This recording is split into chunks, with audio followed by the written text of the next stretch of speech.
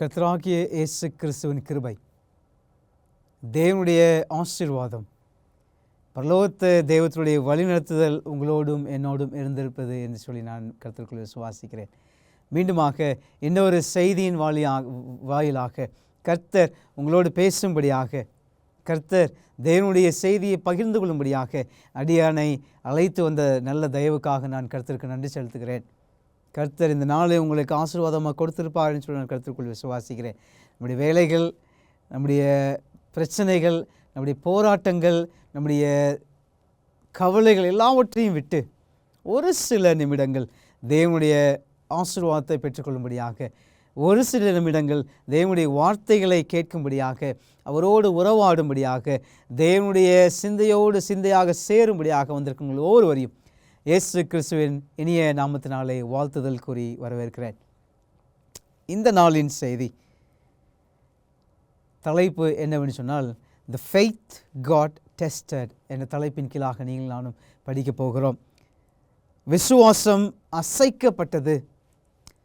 விசுவாசத்தின் தந்தை என்று சொல்லக்கூடிய ஆபிரகாம், அவருடைய விசுவாசத்தை ஆண்டவர் சிறிதாக அப்படி குலுக்கி பார்க்கிறார். ஆண்டவர் நிலை நிற்பானா நிற்க மாட்டானா என்று சொல்லி ஆபிரகாமுடைய வாழ்க்கையிலே ஒரு பெரிய விசுவாசத்தின் சோதனையை ஆபிரகாம் பார்க்கும்படியாக ஆண்டவர் சோதிக்கிறார். இந்த சோதனை எப்படிப்பட்ட சோதனை? ஆபிரகாம் எப்படி ஆண்டவருக்கு உண்மையுள்ளவராக இருந்தார் என்று சொல்லி நீங்கள் நானும் வேதாகம வசனத்தின் மூலியமாக நீங்கள் நான் பார்க்க போகிறோம். பார்ப்பதற்கு முன்பாக நீங்கள் நான் தலையில் தாழ்த்தி ஜெபம் செய்வோம். பரிசுத்தர் பரிசுத்தர் பரிசுத்தர் என்று ஓயாமல் தேவ தூதர்கள் போற்றப்படுகிற பரலோகத்தின் நல்ல பிதாவே, இந்த அருமையான நாளுக்காக, இந்த அருமையான நல்ல வேலைக்காக உங்கள் சமூகத்தில் வருகிறோம். பரலோகத்தின் ஆண்டவரே, நாங்கள் பாவிகள் சுவாமி, திக்கற்றவர்களாக இருக்கிறோம், அநாதைகளாக இருக்கிறோம், ஒன்றுக்கும் உதவாதவர்களாக இருக்கிறோம், பூச்சிகளாய் புழுவாய் கர்த்தாவே, நாங்கள் யாரும் பார்க்கக்கூடாதபடிக்கு கர்த்தாவே, நாங்கள் பாவத்திலே அமிழ்ந்து கர்த்தாவே நாங்கள் மாண்டு கொண்டிருக்கிறோம். நம்முடைய வாயின் வார்த்தைகள் கர்த்தாவே, எங்களுடைய இருதயத்தின் தியானங்கள் கர்த்தாவே, நம்முடைய சமூகத்திலே பிரதியாக இருக்கும்படியாக நாங்கள் கேட்கிறோம். நம்முடைய பாவங்களை எல்லாம் மன்னித்தரலும், நம்முடைய வார்த்தைகளை மாத்திரம் நாங்கள் கேட்க கர்த்தர் கிருபை செய்யும். எங்களுடைய சிந்தனைகளை திறந்தரலும், எங்களுடைய செவிகளை திறந்தரலும், எங்களுடைய உள்ளத்தை திறந்தரலும். இதோ ஆண்டவர் என்னோடு பேசினார்னு சொல்லி நிச்சயத்தோடு நாங்கள் இங்கிருந்து கடந்து செல்ல, ஆசீர்வாதத்தோடு கர்த்தாவே நாங்கள் கலைந்து செல்ல கர்த்தர் கிருபை செய்யும். தேவன் எங்களோடு பேசுகிறார், தேவனுடைய வார்த்தைகளை கேட்கும்படியாக நாங்கள் வந்திருக்கிறோம்னு சொல்லி விசுவாசத்தோடு இருக்க கர்த்தர் கிருபை செய்யும். ஆசீர்வாதையும் பலப்படுத்தும் இயேசுவின் நல்ல பிதாவே, ஆமென். நல்ல செய்திகளை நாம் கேட்டுக்கொண்டிருக்கிறோம். ஆபிரகாம் இஸ்ரவேலின் தந்தை, ஆபிரகாம் நமக்கும் தந்தை என்று சொல்லி அநேக காரியங்களை நீங்கள் நானும் பேசுகிறதை பார்க்க முடியும். அநேக விசுவாசத்தின் சோதனை வரும்பொழுதெல்லாம் ஆபிரகாம் விசுவாசின் தந்தையாக இருக்கிறார், நமக்கு முன்னோடியாக இருக்கிறார், நாம் எப்படிப்பட்ட வாழ்க்கையை வாழ வேண்டும் என்று சொல்லி அவர் நமக்கு கற்றுக் கொடுக்கிறார்னு சொல்லி அநேக வேத பாடங்களை நீங்கள் நானும் கேட்டிருப்போம். நம்முடைய போதகர் நம்முடைய இல்லத்திற்கு வந்து ஜெபிக்கும் பொழுது, இதோ ஆண்டவர் உங்களுடைய விசுவாசத்தை பலப்படுத்துவார், ஆபிரகாம் எப்படி மேற்கொண்டாரோ அதே போல் ஆண்டவர் உங்களை ஆசீர்வதிப்பார்னு சொல்லி அநேக பிரசங்கங்களை எல்லாம் நாம் கேட்டிருக்கிறோம்.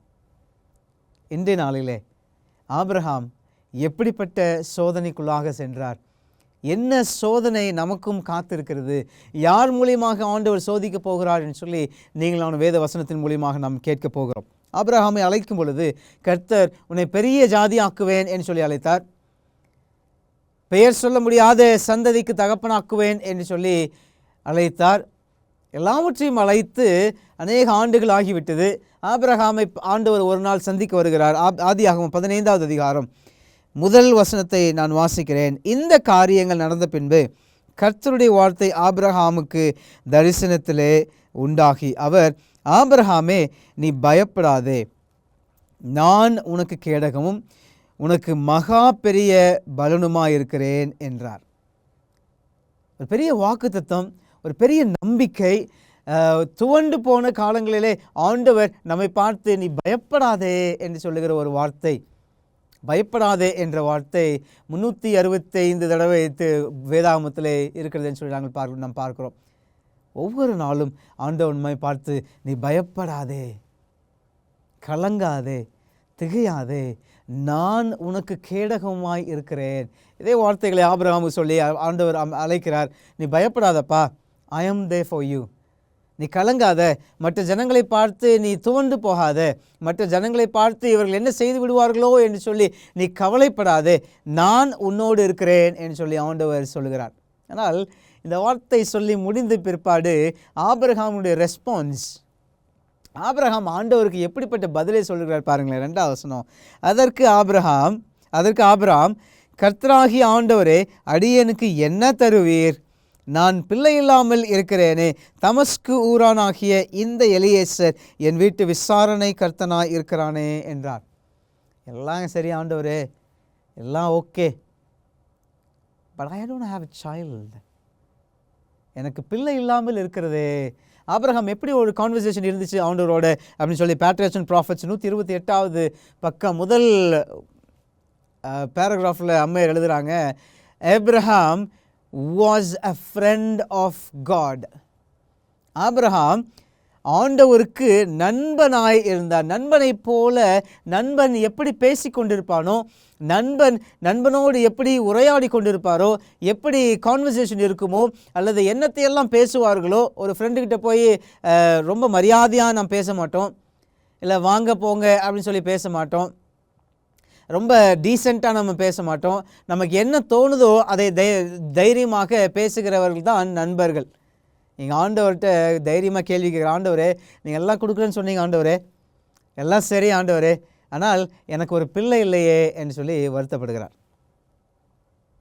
4வது அதிகாரம் 26வது வசனத்தை நீங்களான வாசிச்சுன்னு சொன்னால், ஆதியாகமம் 4வது அதிகாரம் 26. இதற்கு போவதற்கு முன்பாக சங்கீதம் 127 நீங்களாம் வாசிக்கும்போது, பிள்ளைகள் கர்த்தரால் வரும் சுதந்திரம். பிள்ளை இல்லாதவர்களை என்ன சொல்லுவோம் என்று சொல்லி நமக்கு எல்லாருக்கும் தெரியும். பிள்ளை இல்லாதவர்களை மலடி என்று சொல்லுவோம். திருச்சபையிலே நீங்களும் நானும் பிள்ளை கொடுக்கவில்லை என்று சொன்னால் அந்த திருச்சபை மலட்டு திருச்சபையாக இருக்கும். திருச்சபை விசுவாசிகள் சேருவதில்லை, விசுவாசிகள் குட்டி போடுவதற்காக முயற்சி செய்வதில்லை. மெய்ப்பனை பார்த்து கொண்டிருக்கிறது. மெய்ப்பன் மாத்திரம் ஊழியம் செய்ய வேண்டும், மெய்ப்பன் தான் எல்லாவற்றையும் செய்ய வேண்டும் சொல்லி பார்த்து இருக்கிற திருச்சபைகளை ஆண்டவர் மலட்டு திருச்சபை என்று சொல்லுகிறார். இங்கே ஆபிரகாம் சொல்லுகிறார், ஆண்டவரே எனக்கு பிள்ளை இல்லையே. தாவீது சொல்கிறார், பிள்ளைகள் கர்த்தரால் வரும் சுதந்திரம். பிள்ளைகள் ரொம்ப முக்கியமான ஒரு பங்கை குடும்பங்களில் வகிப்பார்கள்.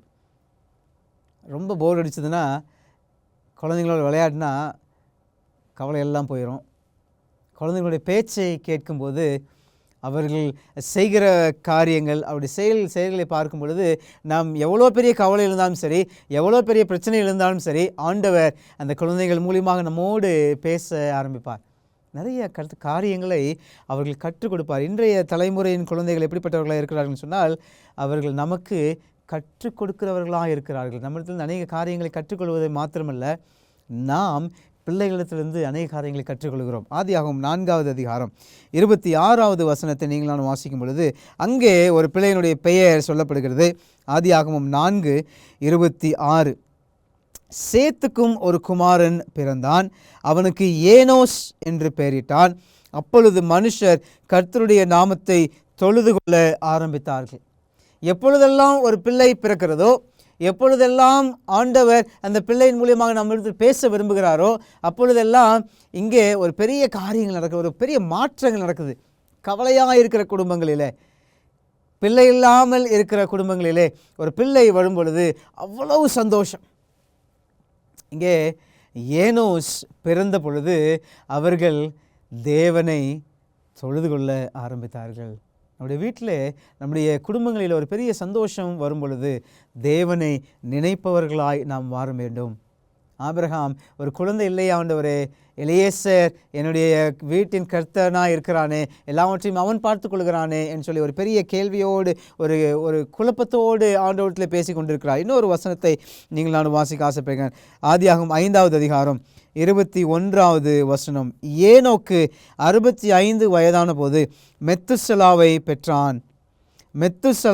ஏனோக்கு மெத்துசலாவை பெற்ற பின் 300 வருஷம் தேவனோடு சஞ்சரித்து கொண்டு குமாரரையும் குமாரத்திகளையும் பெற்றான். எனக்கு அன்பான தேவனுடைய ஜனமே, நம்முடைய வீட்டில் ஒரு குழந்தை வருகிறது என்று சொன்னால் அந்த குழந்தை ஒரு விசேஷ காரியத்திற்காக நமக்கு ஆண்டவர் கொடுக்கிறார். குழந்தை சாதாரணமாக வரதில்லை. இன்றைக்கி டெஸ்ட் டியூப் நம்பி போகிறாங்க, இல்லது நம்முடைய உடல் இருக்கிற பலத்தை நம்பி குழந்தைகளுக்காக முயற்சி செய்கிறார்கள். அதுவல்ல. தேவன் வேதாகமத்தில் நிறைய இடத்துல நான் வாசிக்க முடியும். தேவனுடைய கற்பத்தை அடைத்திருக்கிறார். யாக்கோபு சொல்லும்பொழுது, நானா உன்னுடைய கற்பத்தை அடைத்திருக்கிறேன், தேவனத்தில் கேள் என்று சொல்லி நிறைய வசனங்களை நீங்கள் நானும் வாசிக்க முடியும். எனக்கு அன்பான தேவ ஜனமே, நம்முடைய வீட்டில் ஒரு குழந்தை பிறக்க வேண்டும் என்று சொன்னால் நீங்களும் நானும் அந்த குழந்தையை எப்படி வளர்க்க போகிறோம் என்று சொல்லி கர்த்தருடைய சமூகத்தில் உட்கார்ந்து கேட்கணும். ஒரு குழந்தை பிறக்கிறது என்று சொன்னால் அந்த குழந்தை நம்ம தேவனிடத்தில் சேர்க்கிறதாக பிறக்கிறது. A baby lead us to heaven. A son or a daughter lead us to God. ஒரு குமாரனோ ஒரு குமாரத்தையோ ஆண்டவர் கொடுக்கும் பொழுது அந்த குமாரனோ அந்த குமாரத்தையோ தேவனிடத்திலே நம்மை சேர்க்கிறவர்களாக இருக்கிறார்கள். அந்த கேள்விக்கு ஆபிரகாம் கேட்கிற கேள்வி, ஆண்டவரே எனக்கு பிள்ளை இல்லாமல் இருக்கிறதே சுவாமி, அந்த பிள்ளை இல்லாமல் இருக்கிறதுக்கு நான் என்ன செய்வேன் என்று சொல்லும் பொழுது ஆபிரகாமுக்கு ஆண்டவர் சொல்லுகிற ஒரு பதில் 15வது அதிகாரம் 5வது வசனம். 4 வாசிப்போம். அப்பொழுது கர்த்தருடைய வார்த்தை அவனுக்கு உண்டாகி, இவன் உனக்கு சுதந்திரவாளி அல்ல, உன் கர்ப்பத்தின் பிறப்பானவனே உனக்கு சுதந்திரவாளி ஆனவன் என்று சொல்லி அவர் அவனை வெளியே அழைத்து, நீ வானத்தை அண்ணாந்து பார், நட்சத்திரங்களை எண்ண உன்னாலே கூடுமானால் அவைகளை எண்ண என்று சொல்லி பின்பு அவனை நோக்கி, உன் சந்ததி இவ்வளமாய் இருக்கும் என்றார். ஒவ்வொரு நாட்களிலும் ஒவ்வொரு காலங்களிலும் ஆண்டவர் அழைப்பு வேறு விதமாக விசேஷமாக அநேக ஆசீர்வாதங்களை கொண்டு வருகிற காரியமாக காணப்படுகிறது. லூக்கா 11வது அதிகாரம் 11லிருந்து 13 வரைக்கும் வாசிச்சுன்னு சொன்னால், ஒரு தகப்பன் இருக்கிறார். அந்த தகப்பன் இருக்கும் பொழுது ஒரு மகன் அப்பத்தை கேட்டால் அவனுக்கு கல்லை கொடுப்பானோ, மீனை கேட்டால் அவனுக்கு பாம்பை கொடுப்பானோ, பொல்லாதவர்களாகிய இவர்கள் தங்களுடைய பிள்ளைகளுக்கு நல்ல ஈவுகளை ஈன காத்திருக்கும் பொழுது பரலோகத்தின் தேவன் நமக்கு எப்படிப்பட்ட செய்கைகளை செய்வார். நல்ல ஒரு வார்த்தை. நிறைய நேரங்களில் குழப்பத்தோடு, ஆண்டவரே என்ன ஆகிவிடுமோ, என்னுடைய வாழ்க்கை எப்படி இருக்க போகிறதோ, எனக்கு குழந்தை இல்லாமல் இருக்கிறது, இதை பார்த்து கொண்டிருக்கிற தேவஜனமே, ஒருவேளை உங்களுக்கு இப்படிப்பட்ட காரியங்கள் தேவைப்படுகிறதுன்னு சொன்னால், குழந்தை இல்லையே என்று சொல்லி நீங்கள் நானும் கவலைப்படுவோம் என்று சொன்னால், தேவனுடைய வார்த்தை, இதோ நட்சத்திரங்களை பார், உன்னால் என்ன கூடுமானால் என்ன, இவளை காட்டிலும் அநேக சந்ததி உனக்கு தருவேன்னு சொல்லி இந்த நாளிலே தேவனுடைய வாக்கு தத்தத்தை உங்களுக்கும் எனக்கும் ஆண்டவர் தருகிறார். நீங்கள் நான் ஆண்டவர்கிட்ட கேட்கிற காரியம் விசுவாசத்தினாலே எவைகளை கேட்கிறீர்களோ அவர்கள் பெற்றுக்கொண்டீர்கள் என்ற நிச்சயத்தோடு நீங்கள் நான் கேட்க வேண்டும் சொல்லி நான் வேதத்தில் வாசிக்கிறோம். ஆதியாகமம் 15வது அதிகாரம் 6வது வசனத்திலே, அவன் கர்த்தரை விசுவாசித்தான், அதை அவர் அவனுக்கு நீதியாக எண்ணப்பட்டது. நம்முடைய தகப்பனாகிய ஆபிரகாமிடத்தில் கற்றுக்கொள்கிற ஒரு காரியம் என்னவென்று சொன்னால், நீங்கள் நானும் கேட்கிற ஒரு காரியம் விசுவாசத்தினாலே கேட்டாலும் அது அவனுக்கு நீதியாக எண்ணப்பட்டது. நீங்கள் நானும் விசுவாசித்தோம் என்று சொன்னால் அது நமக்கு நீதியாக எண்ணப்படும். அப்படி கீழே வாசித்தோம் என்று சொன்னால், ஈசாக்கை ஆண்டவர் கொடுக்கிறார். ஒரு குழந்தை, அதுக்கு நிறைய நல்ல கதைமே நமக்கு தெரியும். ஒரு குழந்தை பிறக்கிறது, அழகான ஒரு குழந்தை பிறக்கிறது.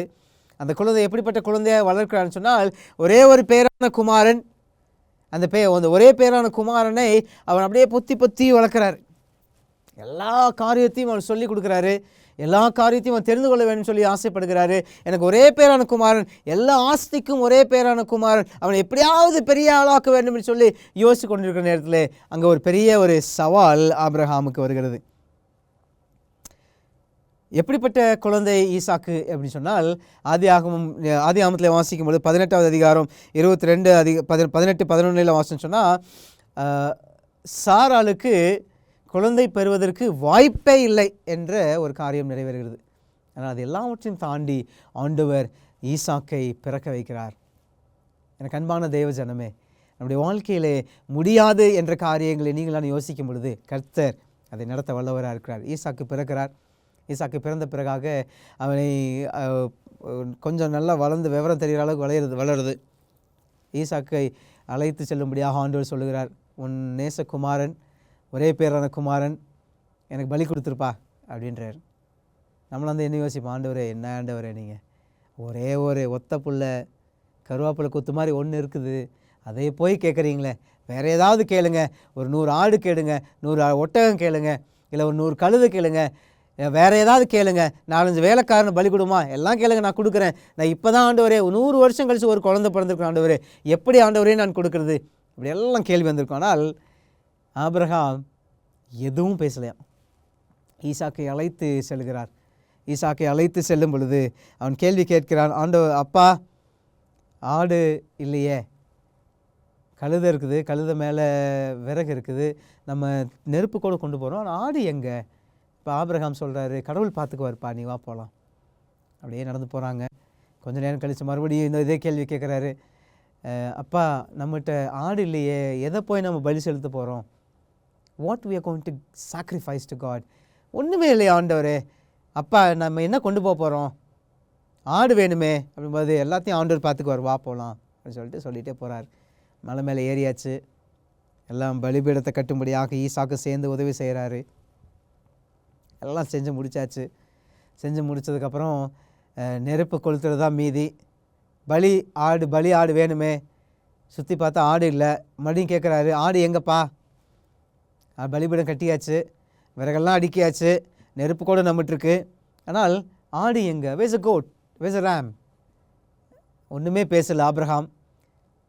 கண்ணீரோட, ஆண்டவரே நீ கொடுத்த ஒரே ஒரு குமாரன் ஆண்டவரே, நான் செலுத்த போகிறேன், மனதில் எந்த சஞ்சலமும் கிடையாது. 100 வருஷத்தில் ஒரு குழந்தை கொடுத்த ஆண்டவர் இன்னும் 100 வருஷம் ஆனாலும் எனக்கு ஒரு குழந்தை கொடுப்பாருன்னு ஒரு விசுவாசம். ஈசாக்கிலினா என்ன, வேற ஒரு குழந்தையை கொடுப்பாருன்னு சொல்லி ஒரு விசுவாசம், பயங்கரமான ஒரு நம்பிக்கையோட அவனுடைய ஈசாக்குடைய கைகளை கட்டுகிறார். ஆனால் ஈசாக்கையும் சும்மா சொல்லக்கூடாது. இன்றைய குழந்தைகளை நம்ம எதாவது சொன்னோன்னு சொன்னால் கையை தட்டி விட்டுருவாங்க, சொன்ன வச்சு கேட்க மாட்டாங்க. ஆனால் ஈசாக்கு எதுவும் பேசலை, அமைதியாக கட்டி மேலே வச்சாச்சு. கையை அப்படியே தூக்குறாரு. அப்படி கையை தூக்கி கொல்லும் அப்படின்னு சொல்லி நினைக்கும்போது ஆதியாகமம் 22ஆம் அதிகாரத்தில் நீங்கள் வாசிக்க முடியும், ஆபிரகாமே உன் பிள்ளையாண்டன் மேல் உன் கையை போடாதே. எனக்கு அன்பான தேவனுடைய ஜனமே, சோதனை நம்ம நெருக்கிறது போல வரும். இதற்கு மேலே ஒன்றுமே இல்லை, நான் வாழ்வது எதற்காக என்று சொல்லி பெரிய கேள்வியோடு சோதனைகள் வந்து நிற்கும். ஆனால் ஆண்டவர் எல்லா சோதனைகளையும் ஜெயிக்க வல்லவராக இருக்கிறார். ஏசாயா தீர்க்கதரிசனம் 7வது அதிகாரம் 14வது வசனத்தோடு நாம் முடிக்க போகிறோம். இந்த குமாரன் எப்படிப்பட்ட குமாரனாக இருக்கிறான்? ஏசாயா 7வது அதிகாரம் 14. ஆபிரகாமை ஆண்டவர் செய்ய சொன்னதுக்கு ஒரு காரணம் உண்டு. ஆபிரகாமை ஈசாக்கை பலி செலுத்த என்று சொன்னதற்கு ஒரு காரணம் உண்டு. ஆண்டவர் ஒரு பெரிய திட்டத்தை ஆபிரகாமின் மூலியமாக சொல்ல வேண்டும் சொல்லி ஆசைப்படுகிறார். ஏசாயா தீர்க்கதரிசன புத்தகம் 7வது அதிகாரம் 14வது வசனம். ஆதலால் ஆண்டவர் தாமே உங்களுக்கு ஒரு அடையாளத்தை கொடுப்பார், இதோ ஒரு கன்னிகை கற்பவதியாகி ஒரு குமாரனை பெறுவாள், அவருக்கு இம்மானுவேல் என்று பெயரிடுவாயாக. எனக்கு அன்பான தேவனுடைய ஜனமே, ஆபிரகாமுக்கு ஈசாக்கை கொடுத்த காரணம், ஈசாக்கு தேவன் எப்படிப்பட்ட வாழ்க்கையை வாழ வேண்டும் சொல்லி ஈசாக்கின் மூலியமாக ஆபிரகாம் கற்றுக் கொடுக்கிறார்.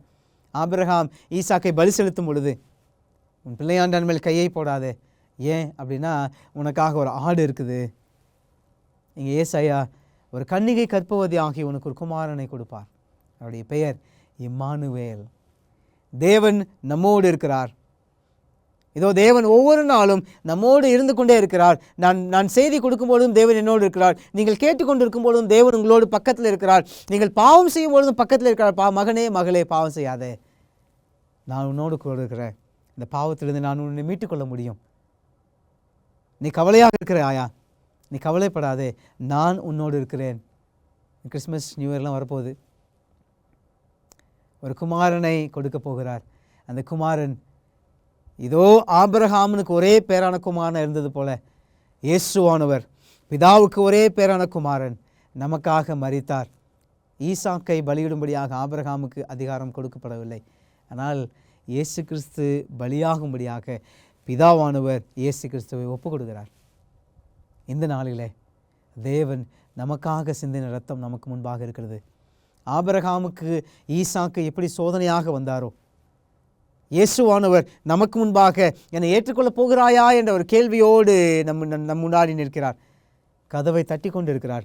மகனே மகளே, உன்னுடைய இதய கதவை திற, நான் உன்னோடு வாழ வேண்டும், நான் உனக்காக உனக்குள்ளாக வசிக்க வேண்டும், உடைய பாவ வாழ்க்கையை மாற்றி பரிசுத்தமான வாழ்க்கையை நான் தர வேண்டும் என்று சொல்லி ஆண்டவர் இந்த நாளிலே உங்களுடைய வாழ்க்கையிலும் என்னுடைய வாழ்க்கையிலும் வரும்படியாக கதவை தட்டி கொண்டிருக்கிறார்.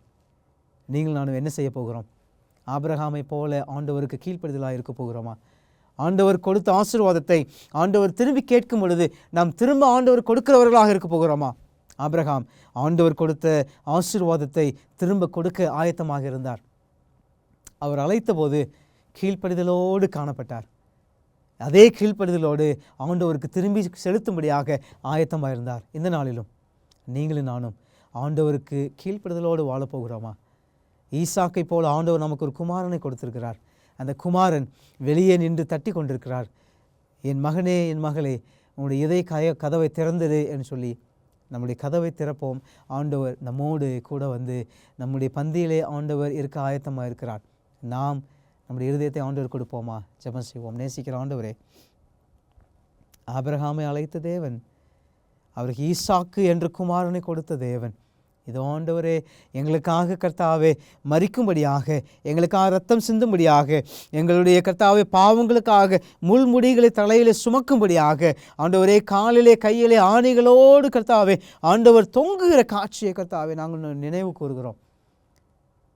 ஆபிரகாம் ஈசாக்கின் மேல் கையை போடும் பொழுது, இதோ கையை போடாதே என்று சொன்ன தேவன், உம்முடைய குமாரனை கர்த்தாவினை கொடுத்தீரே சுவாமி. ஆண்டவரே, ஆபிரகாமுக்கு அவனுடைய மகன் மேல் கையை போடாதே, இதோ அங்கே முச்சடியில் ஒரு ஆட்டுக்குட்டி இருக்கிறதே, அதை எனக்கு பலி செலுத்து என்று சொன்ன தேவன், அந்த ஆட்டுக்குட்டி இயேசுவானவர் என்று சொல்லி கர்த்தாவே எங்களுக்கு ஒவ்வொரு நாளும் உணர்த்தினதுக்கான நன்றி செலுத்துகிறோம். கர்த்தாவே, உம்முடைய நண்பன் இடத்துல, உம்முடைய சகோதரர் இடத்துல, உம்முடைய இனஜன பந்துக்கள் இடத்துல கர்த்தாவே நாங்கள் உம்மை பிரதிபலிக்கிறவர்களாக ஆபிரகாமின் வாழ்க்கையை கர்த்தாவே எங்களுடைய வாழ்க்கையோடு அப்பியாசிக்க, எங்களுடைய வாழ்க்கையோடு ஒப்புரவாக கர்த்தாவே நீர் எங்களுக்கு கிருபை செய்யும்படியாக நாங்கள் ஜெபிக்கிறோம். இந்த வார்த்தைகளை நீர் கொடுத்ததுக்கான நன்றி செலுத்துகிறோம். ஆண்டவரே, நாங்கள் கேட்கிற சத்தியம் ஒரு வேளை கர்த்தாவே ரொம்ப சுலபமாக அல்லது ரொம்ப சிம்பிளாக இருந்தாலும் சரி, ஆண்டவரே நீர் எங்களோடு நீர் பேசினதுக்கான நன்றி செலுத்துகிறோம். ஆண்டவரே, இயேசுவானவர் எங்களுக்கு புரியும்படியாக கர்த்தாவே ஒவ்வொரு சத்தியத்தையும் எங்களுக்கு கொடுத்ததுக்கான நன்றி செலுத்துகிறோம். ஒருவேளை கருகலான சத்தியங்களை நாங்கள் கேட்கும்படியாக கர்த்தர் எங்களுடைய வாழ்க்கையிலே தருணங்களை கொடுக்கிறீர் சுவாமி, அதுக்கான நன்றி செலுத்துகிறோம். இப்படிப்பட்ட சத்தியங்களிலிருந்து எங்களுடைய வாழ்க்கையில் கர்த்தாவே நாங்கள் உமக்காக வாழ கர்த்தர் கிருபை செய்யும். உம்முடைய நாமம் மாத்திரம் மகிமைப்படட்டும். உம்முடைய வல்லமையில கரமைகளை தாங்கும்படியாக நாங்கள் ஜெபிக்கிறோம். ஆண்டவரே, இந்த கர்த்தாவே இந்த கூட்டத்திலே சுவாமி இந்த சத்தியங்களை கேட்கிற பிள்ளைகளை ஒரு வேளை கர்த்தாவே குழந்தைக்காக ஏங்குகிற பிள்ளைகளாக இருப்போம் என்று சொன்னால் அவர்கள் ஈசாக்கை போல ஒரு நல்ல குழந்தை தாரும் சுவாமி. அதன் மூலியமாக கர்த்தாவே அவருடைய வாழ்க்கை மாறும்படியாக, அவருடைய கர்த்தாவே வாழ்க்கை உமோடு ஒப்புரவாக, உமோடு கர்த்தாவே நெருங்கி ஜீவிக்கிற பிள்ளைகளாக இருக்கிறதாக கிருபையும் பிள்ளைகளை கர்த்தாவே நீர் உம்முடைய சத்தியத்தை எங்களுக்கு சொல்லும்படியாக பிள்ளைகளை கொடுக்கிறீர் சுவாமி. ஆண்டவரே, நாங்கள் திருந்தும்படியாக நாங்கள் உம்முடைய சத்தியத்தை ஏற்றுக்கொண்டு உமோடு வாழ கர்த்தர் பிள்ளைகளை பயன்படுத்திக்கணும்னு சொல்லி நாங்கள் வேதத்தில் வாசிக்கிறோம். ஏனோசை போல மெத்துசலாவை போல கர்த்தாவே எங்களுக்கும் நீங்கள் பிள்ளைகளை கொடுத்துருக்கிறீங்க. ஆண்டவரே, அந்த பிள்ளைகளின் சத்தியத்தை நாங்கள் கேட்க கர்த்தர் அந்த பிள்ளைகள் மூலியமாக பேசும் பொழுது நாங்களும் அதை ஒத்துக்கொண்டு ஆண்டவர் எங்களோடு பேசுகிறார்னு சொல்லி நல்ல வார்த்தைகளோடு நாங்கள் எங்களுக்கு கலந்து சொல்ல கர்த்தர் கிருபையும் நிறைய பொறுப்பேற்றுகளும் வலுத்தும் இன்னும் அநேக சத்தியங்களை கேட்கும்படியாக எங்களுக்கு தயார்படுத்தும், ஆசீர்வாதத்தையும் பலப்படுத்தும். இயேசுவின் நல்ல பிதாவே, ஆமென். எனக்கு அன்பான தேவஜனமே, இந்த நாள் ஆசீர்வாதமாக இருந்திருக்கும்னு சொல்லி நான் விசுவாசிக்கிறேன். இந்த செய்திகள் உங்களிடத்தில் வரும் பொழுது கர்த்தர் நிச்சயமாக பேசியிருப்பார்னு சொல்லி நாங்கள் கர்த்தருக்குள் விசுவாசிக்கிறேன். ஈசாக்கை போல கர்த்தர் நமக்கு ஒரு நல்ல பிள்ளையை கட்டளையிட போகிறார். இயேசுவானவர் நமக்காக மரித்திருக்கிறார். அந்த ரத்தம் வீணாய் போகாதபடி கர்த்தர் நம்முடைய வாழ்க்கையை மேம்படுத்தும்படியாக, நம்முடைய வாழ்க்கை ஆபிரகாமுடைய வாழ்க்கை போல மேம்பட்டு வரும்படியாக கர்த்தர் இன்றைக்கு உங்களை என்னை ஆஸ்வதிக்க போகிறார். அப்படிப்பட்ட கிருபையோடு நீங்கள் நான் கடந்து செல்ல போகிறோம். தேவன் நம்மை ஆசீர்வதிப்பாராக. ஆமேன், ஆமேன்.